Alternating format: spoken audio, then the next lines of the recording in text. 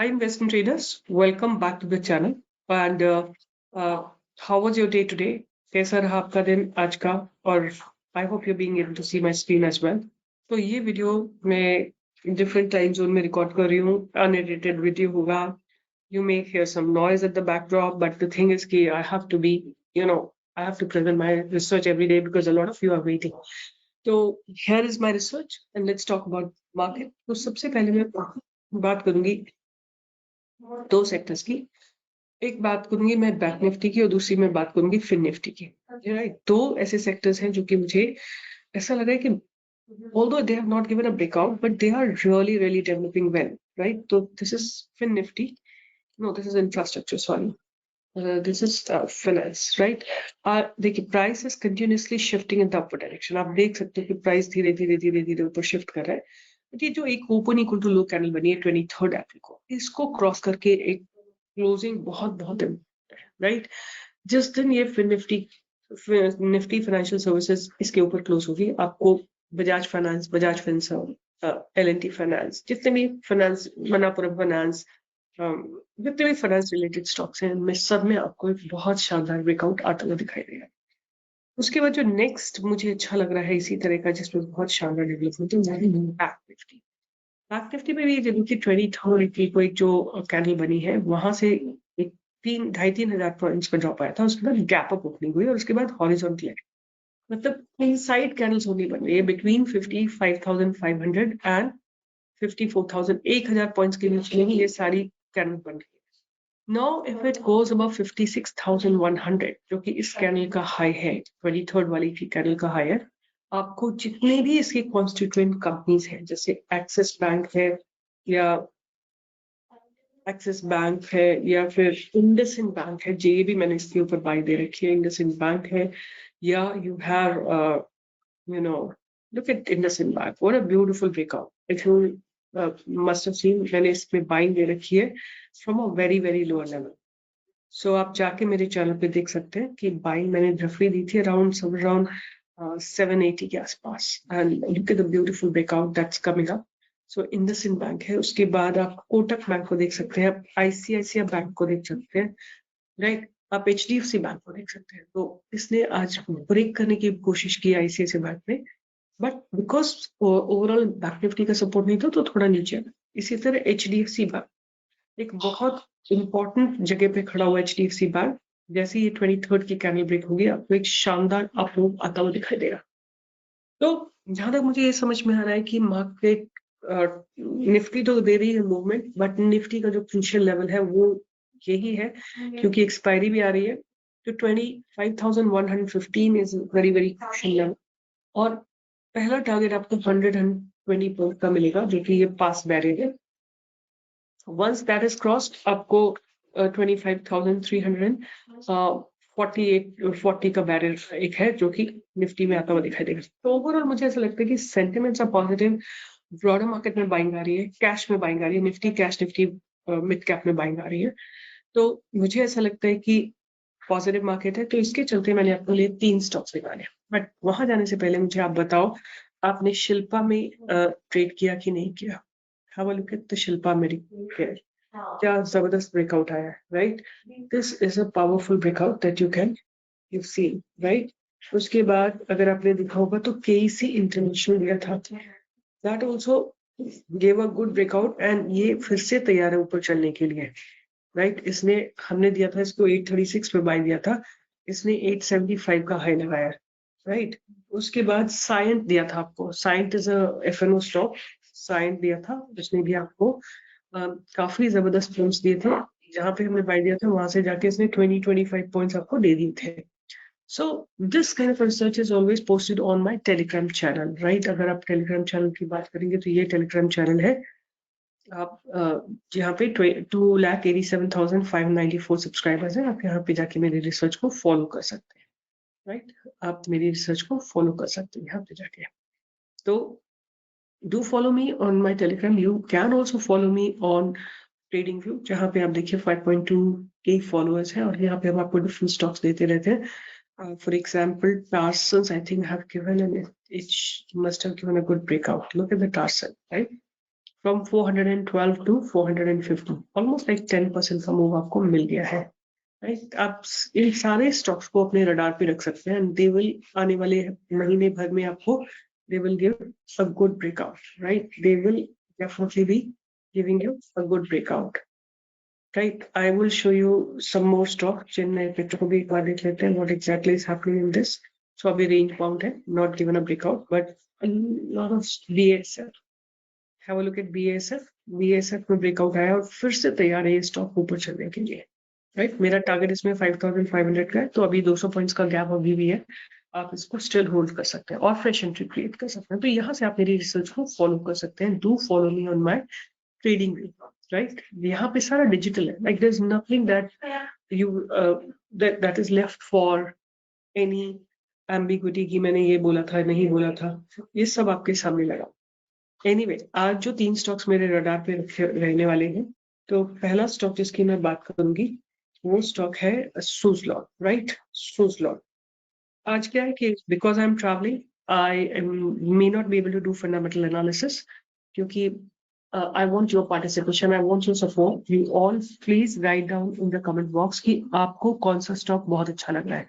3 stocks मैं share करूंगी, उनमें से बेस्ट आपके हिसाब से कौन सा है based on the P ratio, sales, everything, right? So go through the screener.in and वहां से filter out करिए। तो ये सुजलॉन है जिसने काफी 3, 4, 5 बॉटम्स लगाए और ये अब तैयार है ऊपर चलने के लिए। आप इसका वीकली चार्ट देखेंगे तो weekly chart will tell you कि how the consolidation has been nicely broken, right. Consolidation was broken at 62, 65 का हाई लगाया। पहला टारगेट 70 का आएगा, फिर 75 का आएगा, 76, 80, 85 के टारगेट्स आपको दिखाई देंगे। और ये जो ट्रेंड लाइन है, आप डेली में जो ट्रेंड लाइन हमने बना रखी है ये वाली, इस पे आप अपना स्टॉप लॉस रख सकते हैं या एक्यूमुलेशन जोन रख सकते हैं। मतलब एक्यूमुलेशन जोन रहेगा करीब 60 के आसपास का। तो ये पहला स्टॉक रहने वाला है सुजलॉन, और ये ग्रीन एनर्जी का स्टॉक है, बहुत आप लोगों का पसंद का स्टॉक है, तो एक्यूमुलेट करो। फंडामेंटल्स हमने चेक किए, मेरी टीम ने चेक किए, दे आर इम्प्रूविंग, एंड मेरे हिसाब से अभी भी इसका अगर 85 क्रॉस करता है तो 100 का टारगेट इंटैक्ट रहने वाला है। तो आप इसको भी अपने रडार पे रख सकते हैं Suzlon. Now the thing is कि मैं जब आपको बोल रही हूँ कि चल सकता है ये, तो इसका मतलब नहीं कि मैं 100% बोली हूँ कि चलेगा। No, this is all a game of probability, right. So when I am talking about the probability, you have to keep all your risk management in place, right? So deploy small quantity, don't deploy huge quantity, because अगर आप huge quantity deploy कर दोगे तो losses will also be huge, right? Don't sit with lakhs and crores to trade in stock market. Just deploy and do disciplined trading. So that is Suslon, first stock for you. The next stock that I have on my radar is DAM Capital. DAM Capital ये stock ने अभी daily time frame पे बहुत अच्छा breakout दिया। ये recently launched IPO है, because market was falling down. It unfortunately it was around when the market fall was there, the stock was listed at that time. उसके बाद से स्टॉक लगातार गिर रहा है, और गिरते गिरते इसने एक 3 बॉटम्स लगाए हैं और आज इसने अपने पास बैलेंस को ब्रेक करा है। तो आपकी एंट्री मिलेगी 275 के आसपास, और ऊपर आपको पहला टारगेट मिलेगा 311 का, 315 का टारगेट मिलेगा आपको। उसके बाद नेक्स्ट टारगेट आपको मिलेगा करीब 330 के आसपास का, और फिर 350 का टारगेट इसमें आपको आता हुआ दिखाई दे सकता है। गुड अबाउट 25% का मूव, एंड ये जो ट्रेंड लाइन है ये आपका करीब 220 के आसपास आपका एक्यूमुलेशन हो रहेगा। Again I am telling you कि आप जाके जितने भी स्टॉक्स में शेयर कर रही, मेरे पास टाइम नहीं है इतना, प्लीज जाके आप सबके फंडामेंटल्स देखिए, और आपको शोर सुनाई दे सकता है तो आप सोच सकते हैं कि मैं किस जगह बैठ के वीडियो बना रही हूँ, मेरे पास स्पेस नहीं है कि मैं रियली एक ऐसी जगह वीडियो बनाऊं जहाँ पे लोग ना हो। तो please pardon me, excuse me if the sound is not good, but look at my commitment, that's the only thing. So कितने लोगों आप इतने आके नेगेटिव कुछ लिखने में आप हेजिटेट नहीं करते हो, बट पॉजिटिव भी लिखो ना कभी कि हाँ ये स्टॉक मैंने स्टडी किए हैं, तीनों आपने जो निकाले हैं उसमें से ये अच्छा लग रहा है। मतलब पॉजिटिव क्या, कंस्ट्रक्टिव लिखो, राइट। वैल्यू क्रिएट करो अपने जो भी आप लिख रहे हो उसमें। डोंट मतलब don't be always ready to write negative. सो दूसरा स्टॉक जो है डैम कैपिटल है। डैम कैपिटल की अगर हम बात करें तो मैं 1921 करोड़ की कंपनी की बहुत नॉमिनल सी है। आरओसी एंड आरओई बहुत बढ़िया है। ROC and ROE बहुत बढ़िया है, and company has reduced debt, almost debt free. Company has delivered 70% CAGR. ROE is good and debtor days have reduced. So there are some good positives and there are some negatives as well. Operating profit margin थोड़ा सा decline हुए इनके। Net profit की बात करें तो उसमें भी थोड़ा सा डिक्लाइन है। ये देखिए थोड़ा सा डिक्लाइन है। और अगर हम बात करते हैं कि इनके operating profit margin year on year basis पे तो वो डेफिनेटली इंप्रूव हो रहे हैं। क्वार्टर ऑन क्वार्टर डिक्लाइन हुए but year on year increase हुआ है। और अगर हम रिजर्व्स की बात करें तो रिजर्व्स कंटिन्यूसली इंप्रूव कर रहे हैं और बोरिंग्स डिक्लाइन हो रही हैं और net cash flow is positive. तो मैं बहुत ज्यादा नहीं देख रही हूँ, ओवरऑल मुझे ठीक ठाक लग रहा है। Only things promote holding is 40% और पब्लिक की होल्डिंग इसमें थोड़ा इंक्रीज हो रही है। बट नेवरदलेस आपको स्विंग ट्रेड करती है, लॉन्ग टर्म की हम बात नहीं कर रहे हैं तो आप इसमें डेफिनेटली कर सकते हैं। और जो लास्ट स्टॉक है मैं इसको बहुत बार देख चुकी हूँ और आप लोग बहुत ज्यादा परेशान हो रहे हो कि बालू फोर्ट में क्या करें, बालू फोर्ट में क्या। ये अच्छा स्टॉक है, ये हर गिरावट पे आपको इसको एक्यूमुलेट करना चाहिए, राइट। जिस दिन ये 892 को क्रॉस करेगा आपको 1500 के टारगेट्स देगा। फंडामेंटली ये स्टॉक बहुत स्ट्रॉन्ग है। Look at it, it made double bottom, skew double bottom. जो सेकंड बॉटम बनाया वो थोड़ा हायर बनाया। अब ये स्टॉक 700 या 683 के ऊपर चलेगा तो आपको पहला टारगेट 800 चलेगा, फिर दूसरा 892 चलेगा और उसके बाद ये आपको सीधा 1000, 1500, 1100, 1200 ये सारे टारगेट्स देंगे। बालू फोर्ज एक ऐसा स्टॉक है जो कि क्वालिटी वाइज बहुत बढ़िया है। बालू फोर्ज की अगर हम बात करें तो बालू फोर्ज जो है 7368 करोड़ की कंपनी है। 36 का पी है, ROC is 31.3, ROE is about 25.4, not bad.